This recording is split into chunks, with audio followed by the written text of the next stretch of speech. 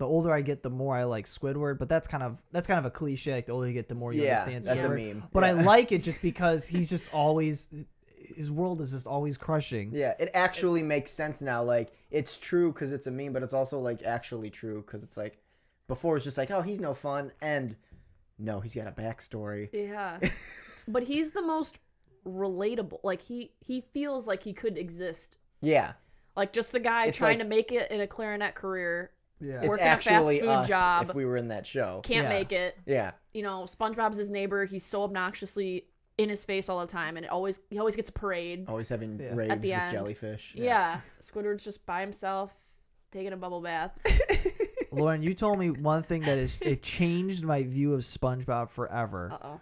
So as a kid, and when you watch it, you think, oh, Squidward is he's just being a big meanie. He's being he's a negative Nancy, and that's why bad things happen to him.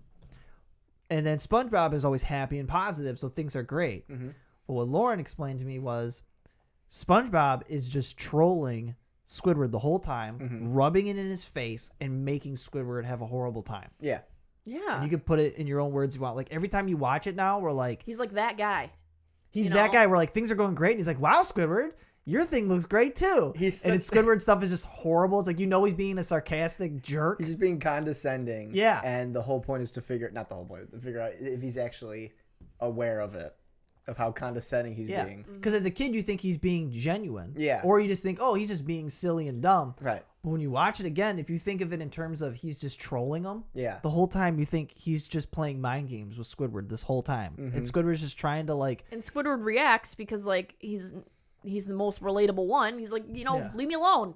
Yeah. Leave me alone in my house playing the clarinet. I want a big TV. I don't want the box. And he's like, you suck. Your whole life. You got Squilliam. He's better than you. Yeah. Oh no, he's hot!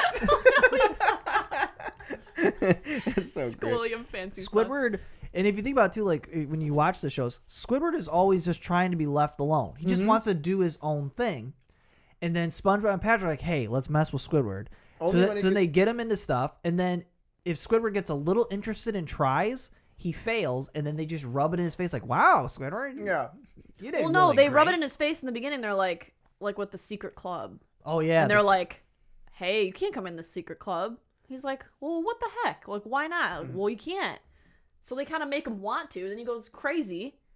There's a lot of psychology behind this. I don't blame him. It's deep. No.